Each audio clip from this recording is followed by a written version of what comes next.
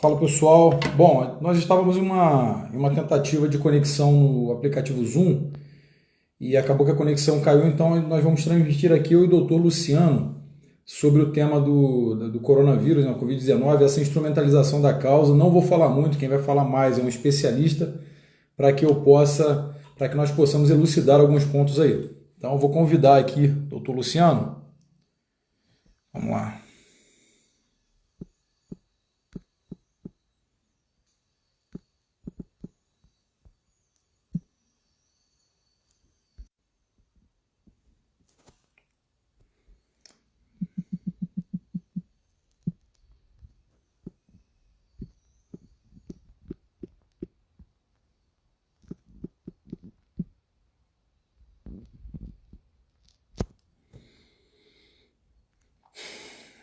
Tentando convidar aqui, mas não estou conseguindo. Doutor Lucas, do doutor Luciano deve estar olhando aí a cena aí.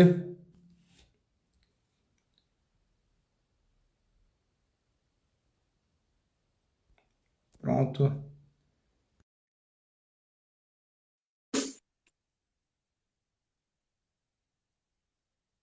Bom, enviei aqui para o doutor. Doutor, está Estamos conseguindo online. linkar?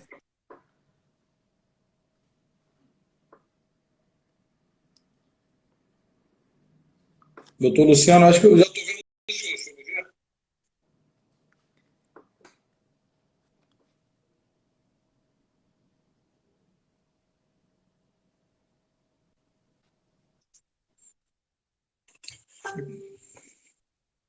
Essas lives são complicadas, né, às vezes. Boa noite, deputado Daniel. Todo mundo está me ouvindo? Vê se está saindo aí de todo mundo. Deixa eu ver aqui no computador. Boa noite, deputado Daniel. Perfeito.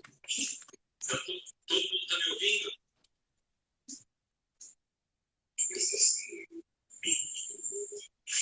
Estabilizou a conexão?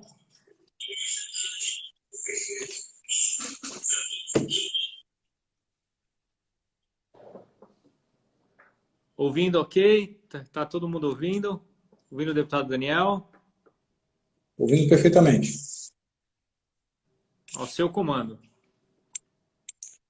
Pessoal, eu estou apresentando o doutor Luciano, ele é médico, né? Evidentemente, muito mais aprofundado na pauta do que eu e muitas pessoas que vêm aqui mais como observadores, quanto mais, né, estamos aqui observando, são desinformações pela mídia, são políticos tentando instrumentalizar a causa. Os profissionais mais sérios, né, que têm estudos empíricos, são cientistas do assunto, são suprimidos pela mídia, e somente aqueles que aceitam falar aquilo que a mídia quer que você ouça têm o espaço. Então, estou trazendo aqui o doutor Luciano para que ele possa elucidar aqui para todos nós. Doutor Luciano, fica à vontade aí. Muito obrigado. Boa noite, deputado Daniel. Boa noite a todos que estão nos assistindo. Meu grande alvo aqui é compartilhar informações, é bater um papo o mais tranquilo possível, levar a informação de ponta a todos, né? Todos estamos nessa luta nesse momento, porque precisamos começar a nos planejar como nós vamos voltar às nossas atividades normais.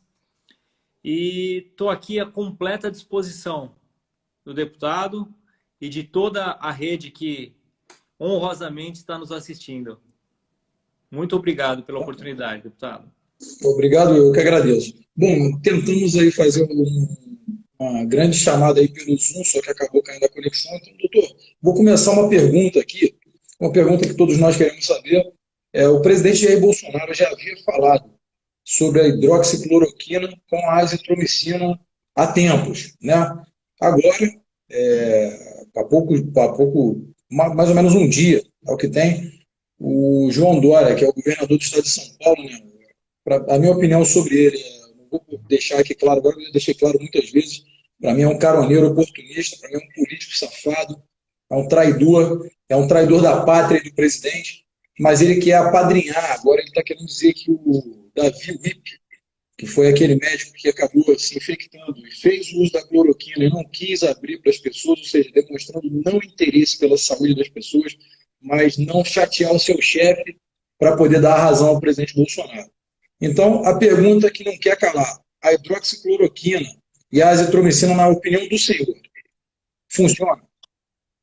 Bom, Daniel, logo no começo de março, o Arthur Weintraub entrou em contato comigo por conta da direção do DPL Nacional, né? Hoje eu faço a parte da direção de saúde do Docentes pela Liberdade e temos aí mais de 400 professores, doutores, mais de 150 mestres, são mais de 600 docentes e 800 associados dentro das universidades. É por isso que ele entrou em contato conosco, para que montássemos grupos de estudo e pudéssemos trazer o que tem de melhor em relação à hidroxicloroquina e à cloroquina. Isso foi no começo de março.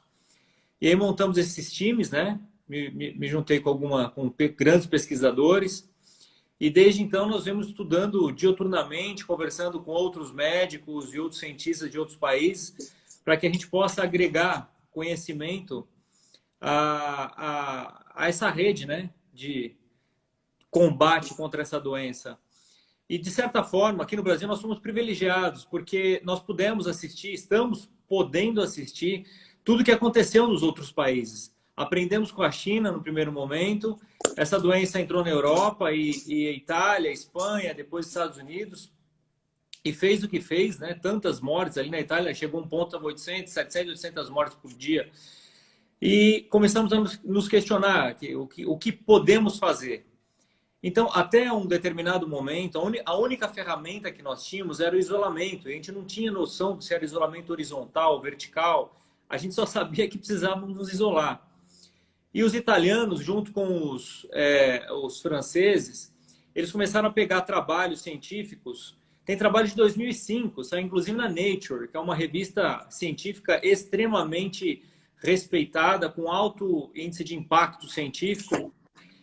Já vinha sendo questionado e publicado a cloroquina, hidroxicloroquina versus os vírus da família SARS-CoV. Né? A Covid-19 ou o coronavírus, ele é o SARS-CoV-2, é um parente da família SARS-CoV. O que eu quero dizer com isso?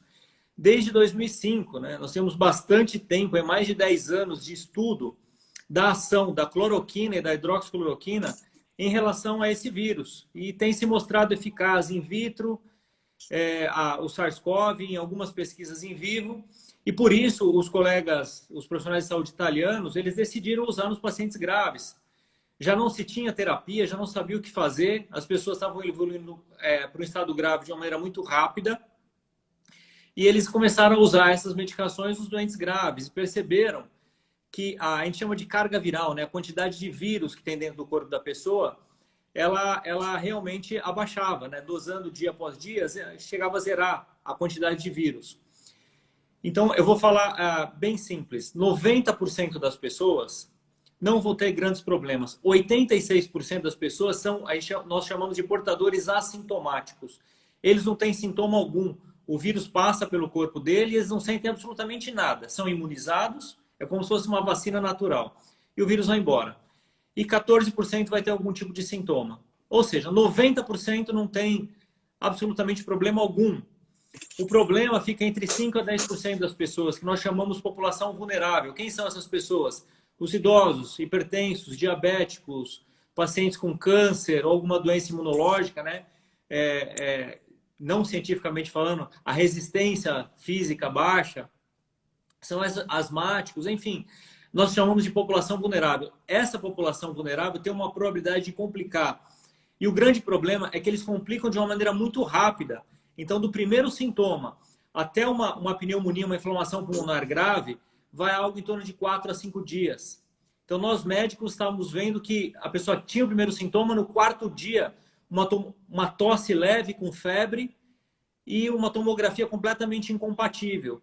Entende? Então, nós estamos nos focando aí nesses 5, 8% das pessoas que têm realmente um quadro mais grave.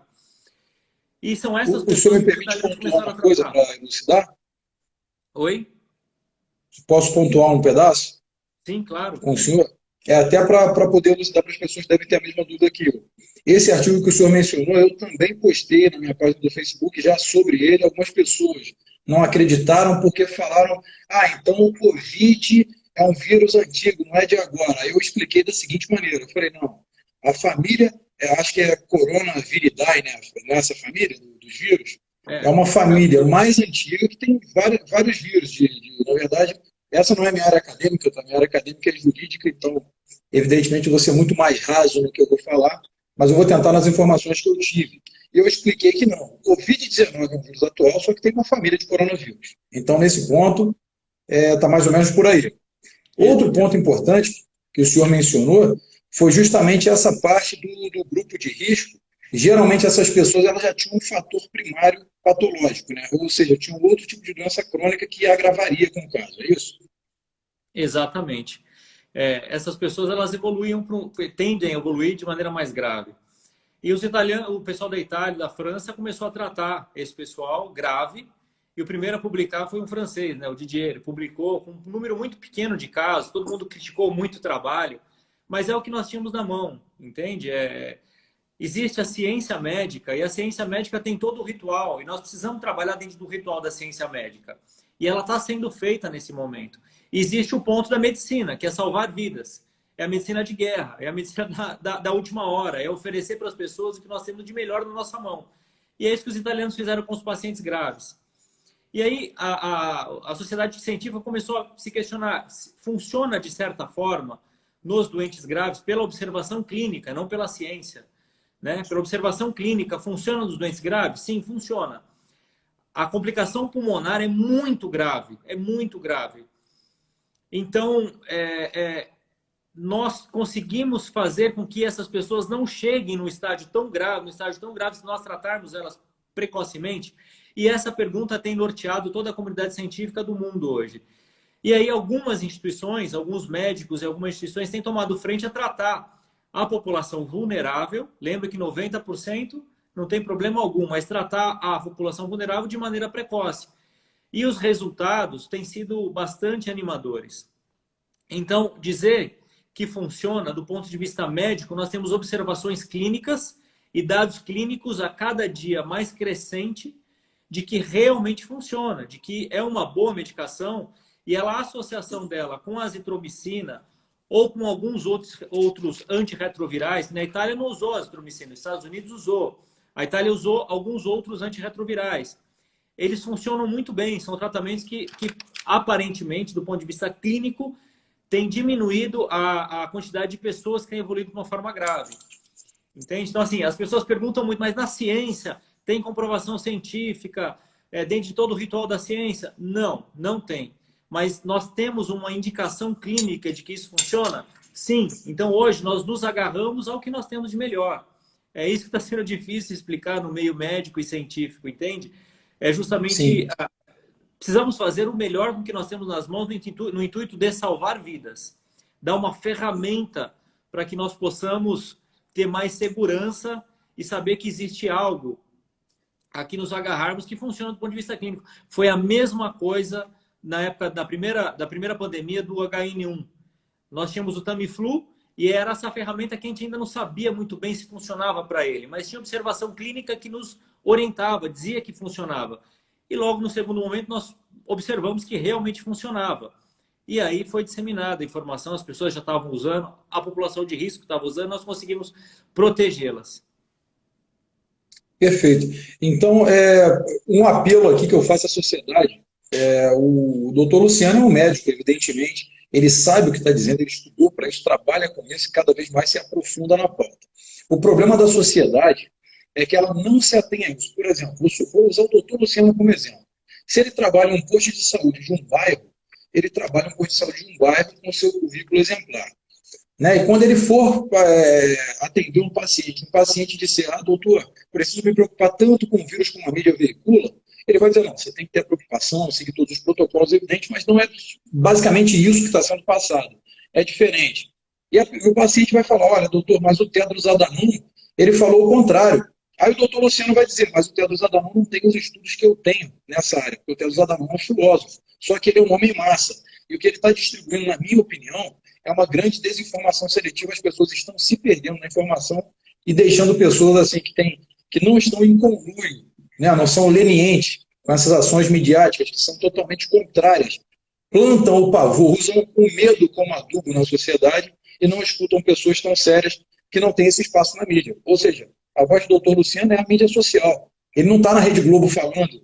São vários médicos. Se você for entrar no meio acadêmico, assim como é no meio acadêmico jurídico, aqui você discute corrente doutrinária, né? Uma letra de lei, a interpretação jurídica do caso. Agora, aqui, na área médica, são experiências, né? Tentativas, erros e acertos. Então, acredito sim que os médicos eles têm que ter mais espaço para que eles possam, de fato, ter a sua tese, mais, colocá-la mais robusta e com o auxílio de outros médicos. Não está aqui para falar que a tese é idiota.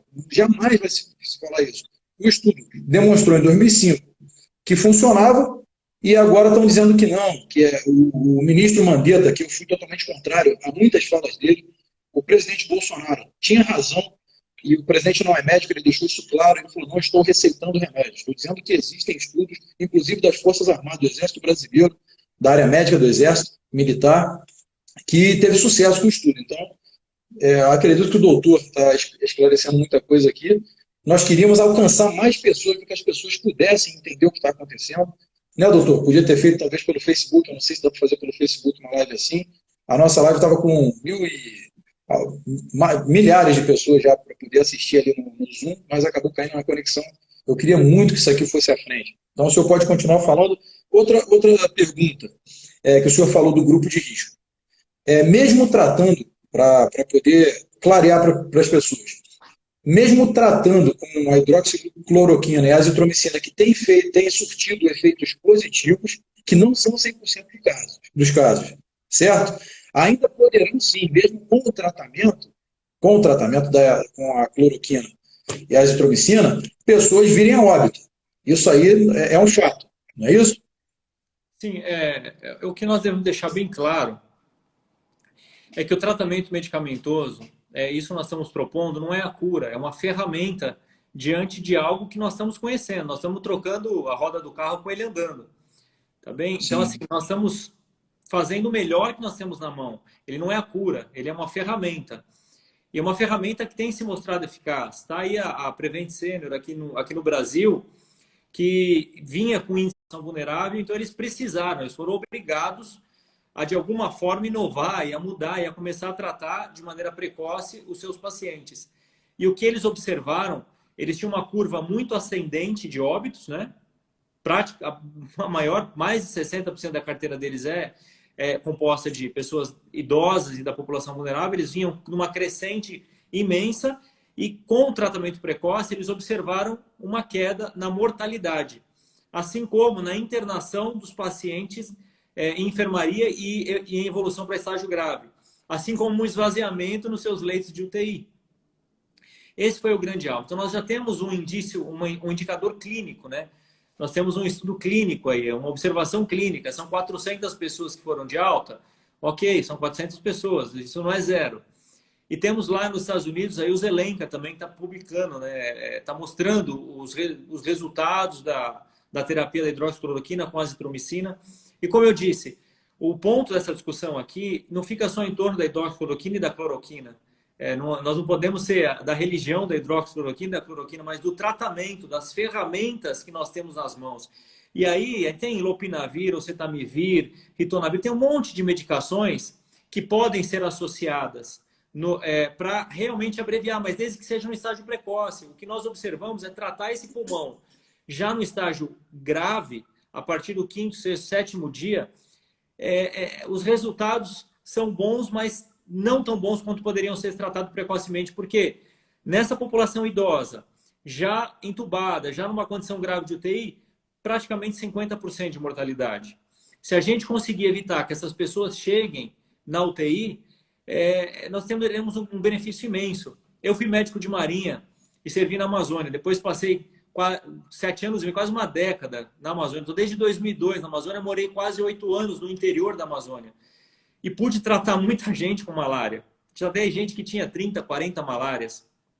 Então, ou seja, nós aprendemos a lidar com a cloroquina, a hidroxicloroquina, porque é uma ferramenta extremamente útil, salva muitas vidas ali da malária naquela região. E doentes com artrite reumatoide, com lúpus, que fazem uso crônico, ou seja, todos os dias de sua vida, ao longo de anos, fazem uso dessa medicação. Nós, médicos, sabemos muito bem quais são as indicações, as contraindicações, os efeitos colaterais, quem pode usar, quem pode não usar. E o que eu tenho falado, quando estão falando sobre efeito colateral, né? Tá todo mundo com muito medo de efeito colateral.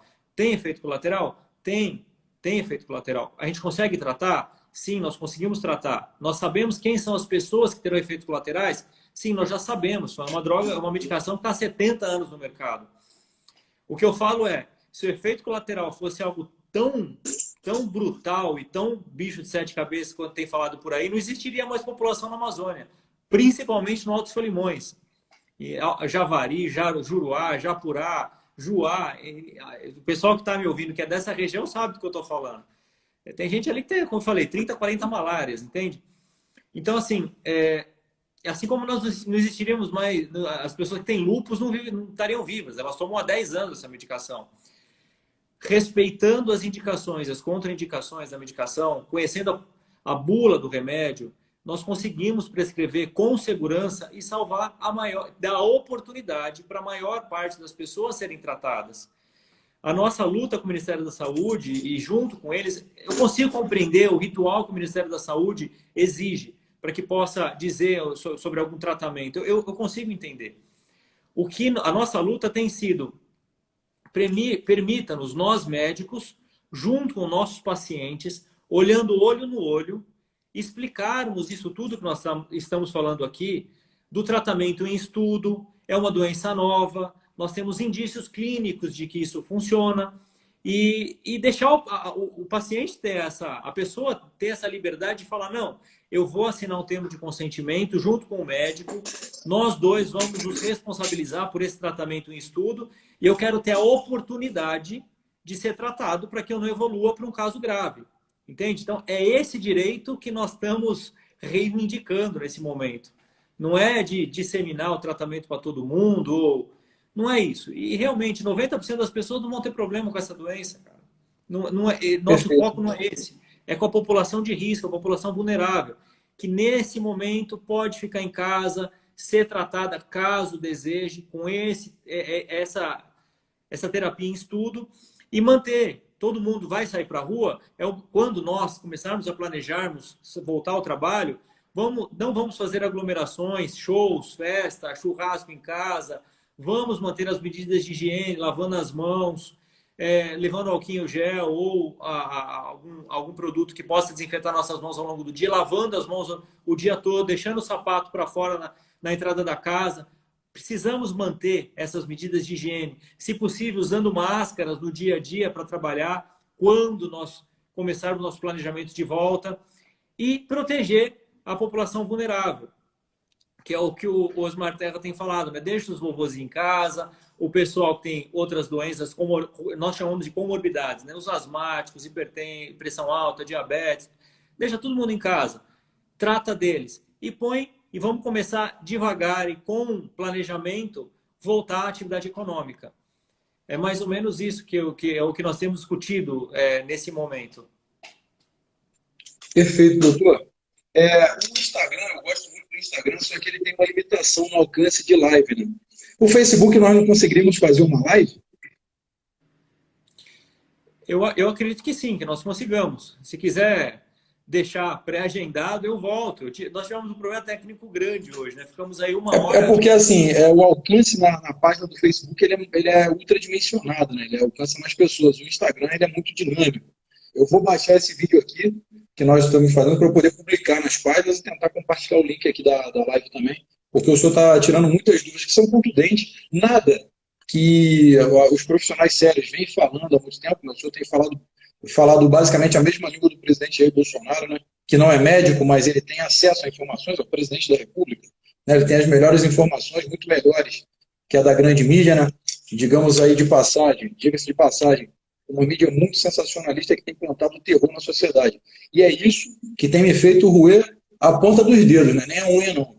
Porque a raiva que me dá de saber que eu tenho pessoas com conhecimento, que nós temos essas pessoas como o senhor, com conhecimento para passar, eu não estou aqui para rasgar a seda, eu estou dizendo dois profissionais da saúde que têm o conhecimento e não têm o espaço para poder falar para a sociedade. Não se aflijam. Ontem chegou ao cúmulo do Jornal Nacional noticiar o seguinte, eu achei aquilo um cúmulo do absurdo. Exclusivo, imagens mostram quando o Covid-19 ataca a célula humana.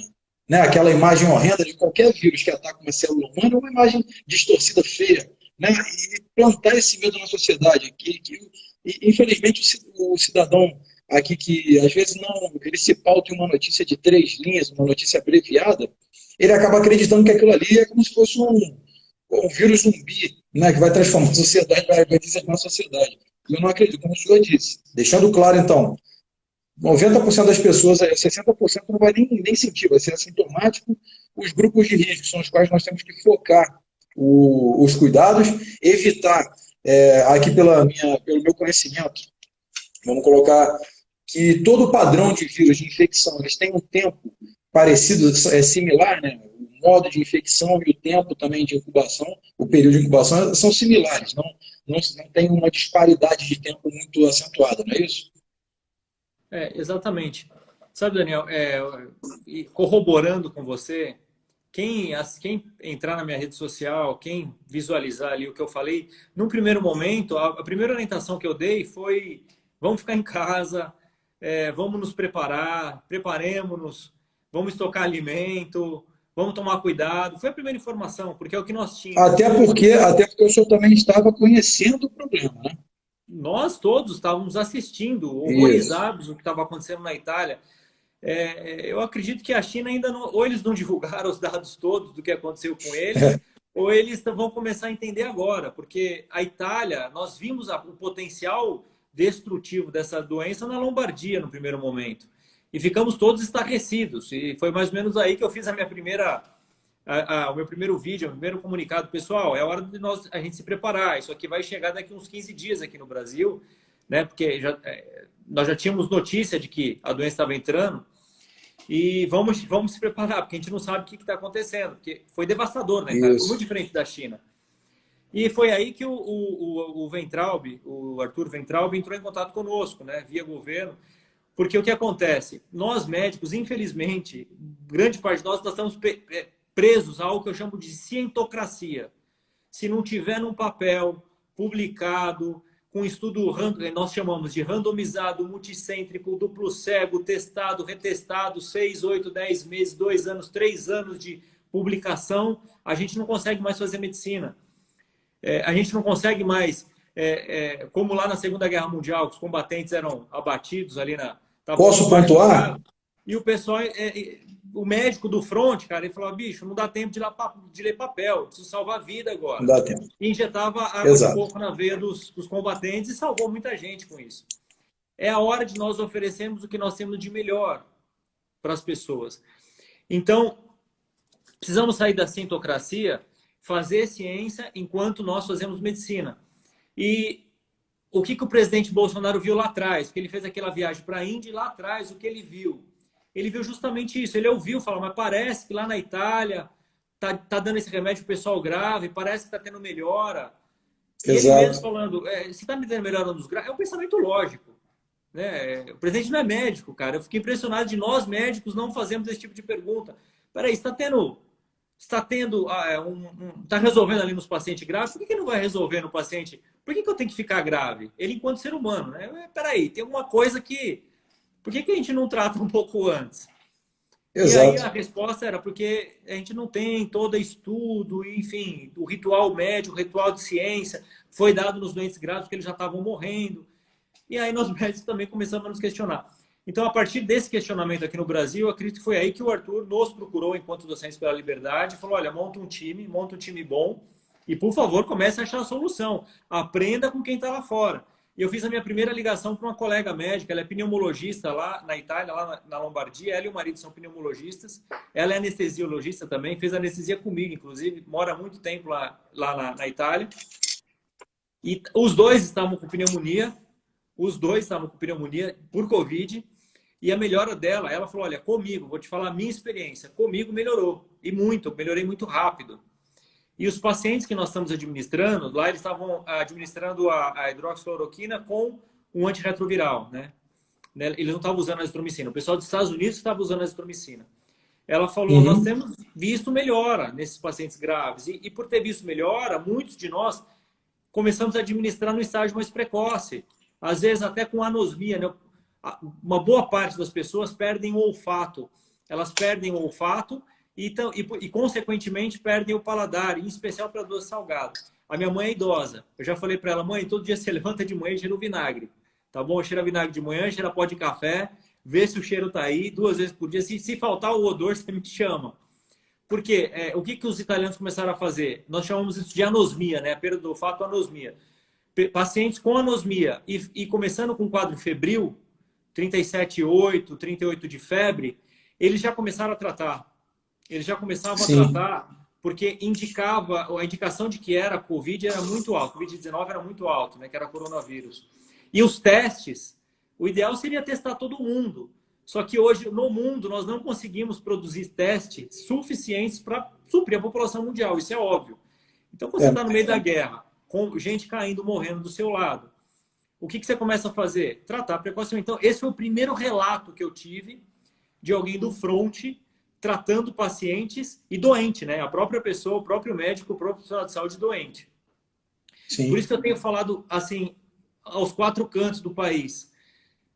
Vamos fazer medicina enquanto nós fazemos ciência médica. Tem gente falando, não, você é o pregador da hidroxicloroquina. Não é isso.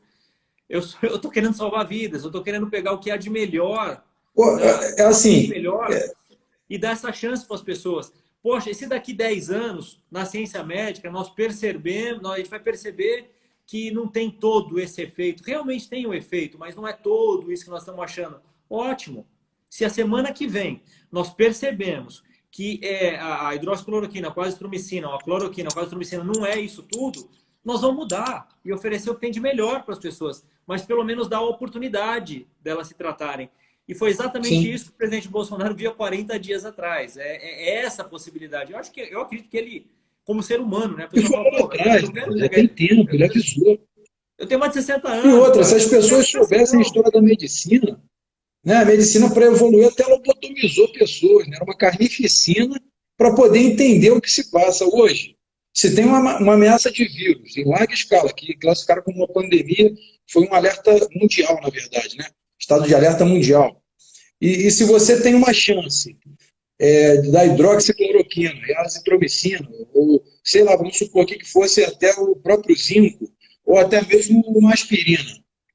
Só porque você não tem o estudo empírico, o artigo científico que prove e comprove isso por vários doutores, você não vai testar, vai preferir perder as vidas?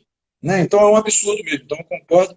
O presidente Bolsonaro ouviu lá atrás, como o senhor falou, e falou, olha, eu ouvi dizer que tal lugar está funcionando. E é assim, a história ensina que é isso. Todos os locais que se enfrentou, por exemplo, vamos colocar cocaína aqui, vamos colocar cocaína e a maconha, tem vários efeitos colaterais, com estudos empíricos que matam. E as pessoas querem liberar. Porra, inclusive o STF. Posso colocar um negócio um pouco mais simples do que isso? Claro. Pega a bula da dipirona na sua casa, pega a bula do ibuprofeno, do anti-inflamatório, dá uma lida. Você entende? E vai entender, né? Aí vai entender e toma tranquilamente. Tudo aquilo ali que você vai ler tem muitos efeitos colaterais. Quem nunca tomou dipirona na vida? Entende? Então, assim, os remédios são passíveis de efeitos colaterais. Mas a gente não pode deixar a pessoa morrer e não tratar. Claro. Não tratar porque tem efeito colateral. A população estava morta. Em relação a, por exemplo, vou dar um exemplo aqui, aquele cirurgião húngaro, que foi o primeiro lá em 1818, 1820, 1850, 1800 alguma coisa. Um cirurgião húngaro. Ele percebia, quando ele lavava as mãos, né, as pessoas morriam. Ia fazer uma cirurgia, um parto, morria. Muita gente morria de infecção. Começava com febre, porque ninguém lavava a mão, né? O cirurgião não lavava a mão. E não usava luva também. Esse cara percebeu que se ele lavasse as mãos, os pacientes, incrivelmente, não morriam. Né? Diminuía muito a taxa de febre. Nós não conhecíamos a infecção bacteriana ainda. E ele foi apresentar isso no Congresso e ele foi execrado. Falou, meu amigo, você não tem cabimento o que você está falando. A medicina não conhecia isso. E a cientocracia quase não permite que nós tivéssemos evoluído se nós não tivéssemos ouvido esse homem, que lavar as mãos e depois descobrimos a bactéria, descobrimos os vírus. Enfim, a mesma história é a história da penicilina. Foi um acidente. A penicilina foi um acidente científico. Se nós tivéssemos ouvidos os cientocratas que só ficam em cima dos papéis e da regra, da norma comum... Não ia evoluir. a penicilina não tinha feito o que fez ao longo das gerações. Nós não usaríamos luva estéreo hoje, entende? Então, o que eu Claro, peço para os colegas médicos, para as pessoas que estão nos assistindo, o ponto é utilizar o que nós temos de melhor nesse momento para tratar da vida humana. Nós estamos em guerra contra uma doença. Não dá tempo de fazer a ciência inteira. Não dá. Então, vamos usar o que nós temos de verdade, melhor. É uma verdade. oportunidade para que as pessoas peçam e possam ser tratadas. Oportunidade de desejar e ter acesso ao tratamento. Perfeito, doutor. Olha, eu acho que as perguntas que foram abordadas aqui por mim, eu queria que tivessem mais pessoas online no Facebook, ficam ali 1.200 pessoas assistindo. Talvez devêssemos ter tentado pelo Face, mas eu vou publicar essa live aqui, se o senhor autorizar, para que ela possa seguir à frente. Está autorizado, é uma honra. E o que Se o vocês senhor quiser quiserem... falar alguma coisa aí para as pessoas, é o senhor que é o especialista, eu estou aqui só para aprender. O que eu quero dizer é justamente... não há motivo de pânico, não há motivo de desespero, de grandes estresses. Nós estamos diante de uma síndrome gripal, em que 90% das pessoas não terão grandes problemas, porém, 5 a 8% que são da população vulnerável terão grandes problemas, e é por causa delas que nós nos recolhemos. Existe uma probabilidade de um ou outro que não tem nenhum tipo de doença, de comorbidade, evoluir para um quadro grave? Sim. E que número é esse? Algo em torno de 0,1 a 0,2%. Mas hoje nós também temos uma ferramenta para essa pessoa, a partir do momento que tem um quadro gripal, evolui com febre e começa a ter tosse forte, falta de ar, a gente vai usar. Eu não sou população vulnerável, mas, cara, você tem febre, você está evoluindo, seu quadro gripal está se agravando, você está começando a ter tosse e começando a ter dificuldade respiratória, você também tem a oportunidade de ser tratado. Entende? Você precisa ser tratado. E outra coisa que eu gostaria de falar, não tem motivo para tratar nós nos tratarmos de maneira preventiva, tomar o remédio de maneira preventiva. Isso não tem indício algum de que funciona, além de que, lembrando, mais de 90% não vai ter sintoma algum. 86% Serão assintomáticos. Entende? 86% não vai sentir nada, cara. Para que você vai tomar um remédio de maneira desnecessária? O que eu gostaria é que todas as farmácias tivessem esse remédio para que eu tivesse seguro. Poxa, tá na farmácia, cara.